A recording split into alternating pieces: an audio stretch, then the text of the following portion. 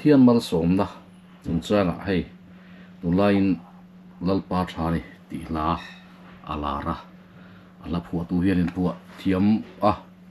tina thuk palo moi boka maninun han chiara lalpa thatna han muwa a that zia thu an tlanga pui alo nuam hle ani ti po a chianga chu tian chuanin lai hian lalpa tha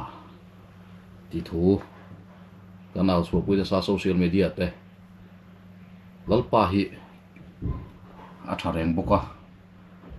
amai ro chu he lalpa thari ti nun hi hetia kan nuna thil lo theng mal somate ham thatbate lung oinate aron thena wanga lalpa thani ti chiam chiam regot mai hi ring tu nun dan tur ring tu het rin na konga mi huai kalta te dan kha ani berem ti hi karil ruwa alang thina bible chuan kanen ton tura nu chi te chu heng kan ma mi huai kalta te ati ani abraham te mosia te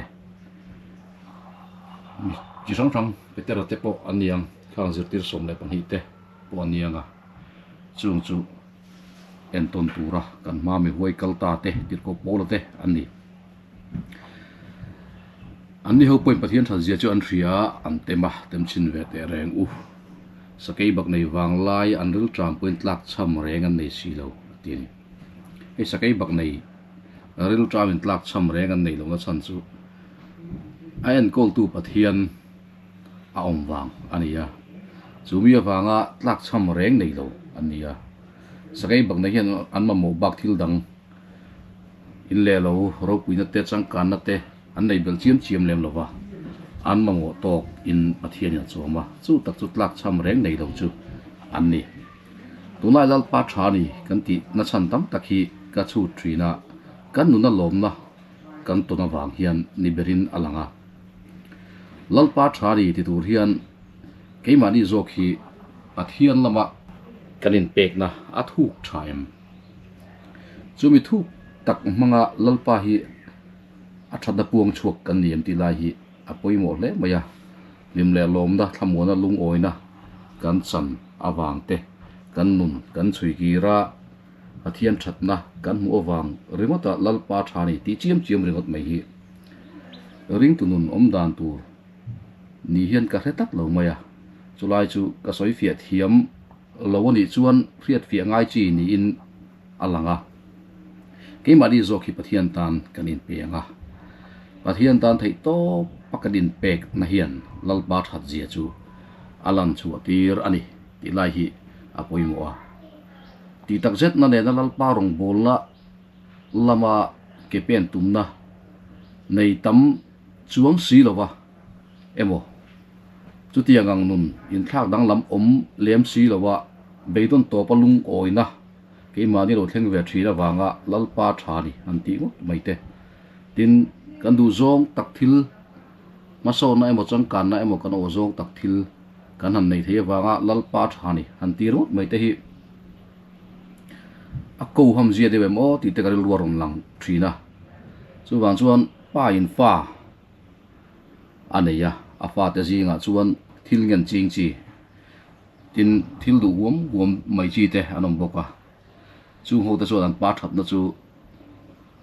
tiang ching ve lo te nen po an tem dan ain ang tlang veka amai ro chu pa ne na tang an thil don po ain ang lo thin ani chu ta chuan pa lakata pa that na mu fia tu chuan lalpa ne na kan thil mo min ti lo tin sakte mal som na kan don te lam chiara chu tiang awang lalpa thaji aw chu pui chiam chiam mai ringot lova ama lama ke kan pe na chu do lung oi taka kan kal mai chu kan ti tum ne zok in alanga ni cha te khin tu kan soi tak pa in fa te anei zinga then khat thil du wom hum chi nom laya then khat chu tiang ni lem lo om ve tok mai ama ro chu paru rel na lung oi tak mai te chu tiang nun nei tu chu ba tan khanin a hadam thak